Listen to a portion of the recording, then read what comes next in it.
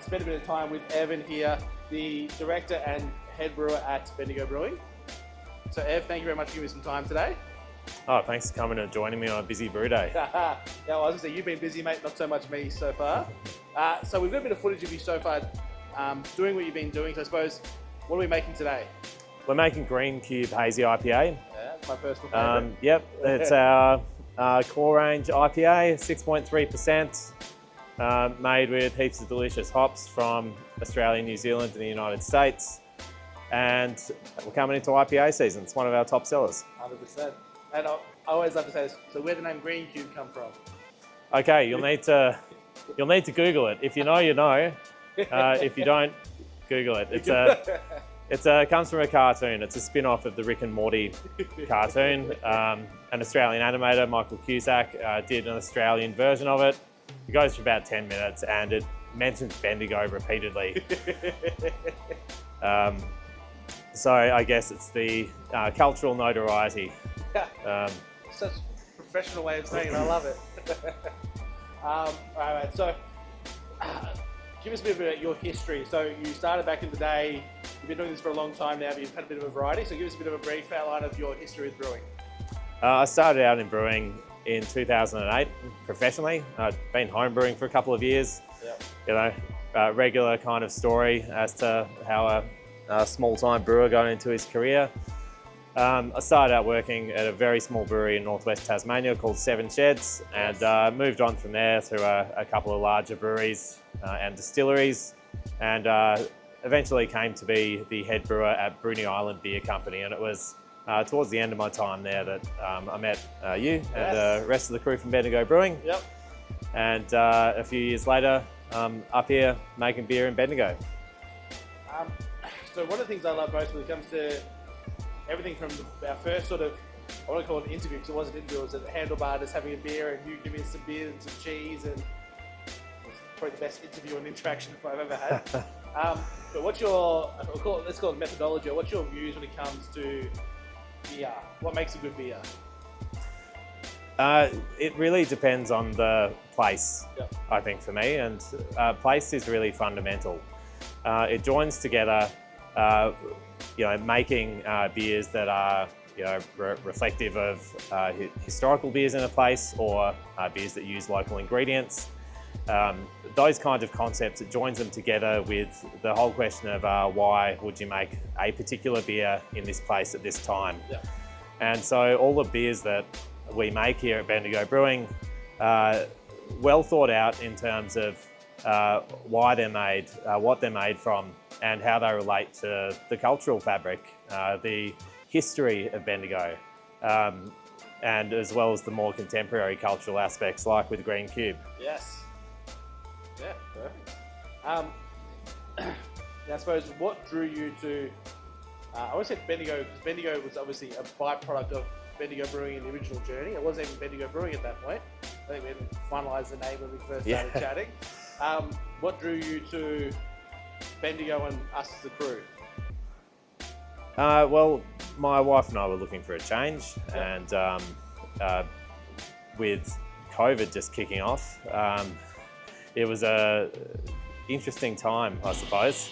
It was a rough time to start. We were, craving some kind of certainty in the world, I suppose. Yep. And all that aside, it felt like a great opportunity because it's a greenfields brewery.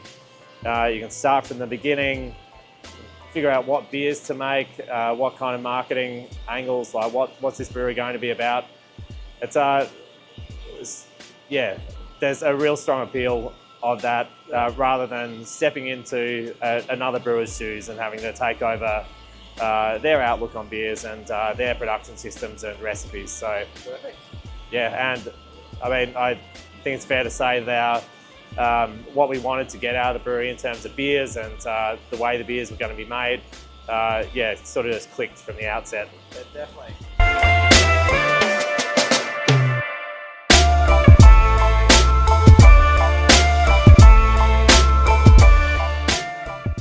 So Bendigo Brewing, we're about to hit 1 year. Yeah. Very close to. So keep an eye out for the, actually, by the time this airs, Bendigo 1 year's probably gone, so I'll let that go. But what do you see is suppose, the hurdles and the things that need to happen to help Bendigo Brewing and other breweries in Victoria and Australia grow?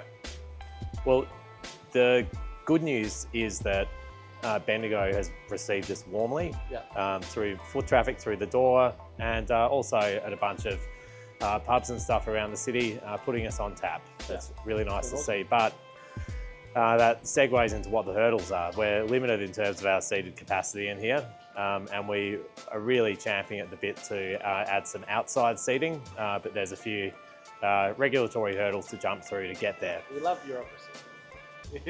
It's you can't build a brewery without bureaucracy. Yeah,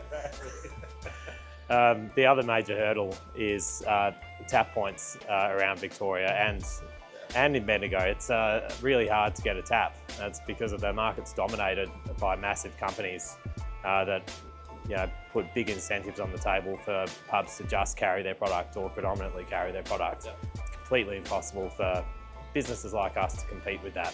And you look at ACCC recently just did the American Cake Star and who they wouldn't merge with? Who was that? Convoy. Convoy. So they won't allow that because it's going to dominate the market, but they're happy with tap contracts. Yeah, it didn't make sense to me either. And we don't know what's going to happen with Convoy yet.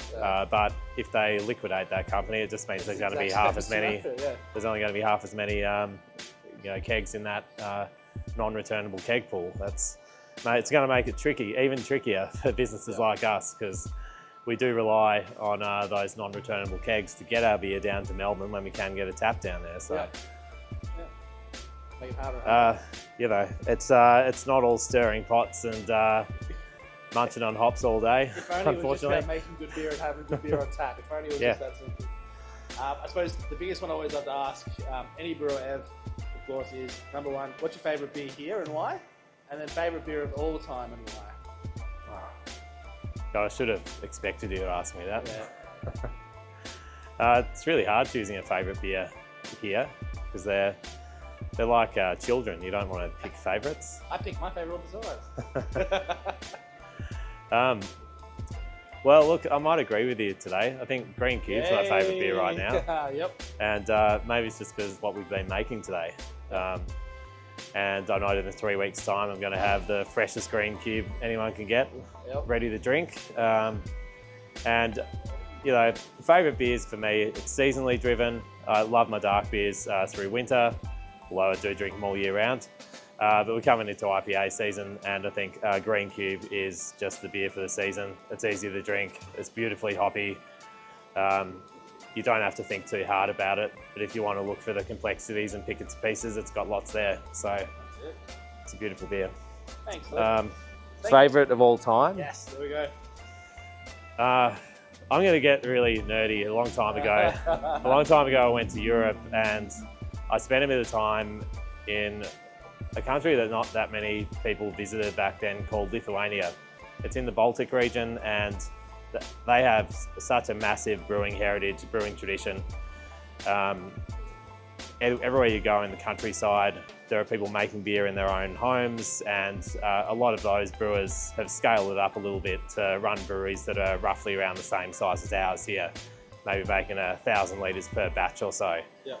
And these tiny little breweries making these beers, you can't get them anywhere outside Lithuania. They're utterly unique, and the kind of balance between what's coming from their unique yeasts over there and their unique hops and unique malts. Actually one of the big inspirations for what I do here in terms of how I try to balance those flavours.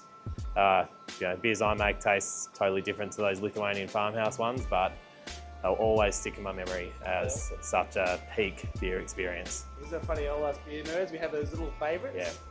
Yeah. Ev, thank you so much for showing us around, mate. We're going to keep going through and making the rest of these beers and give you more of an idea around Bendigo Brewing, and then I look forward to getting everyone in there for a few drinks. We'll need to get you over here to get the spent grain out of the mash tun. I actually have to do some work for once, okay? Well,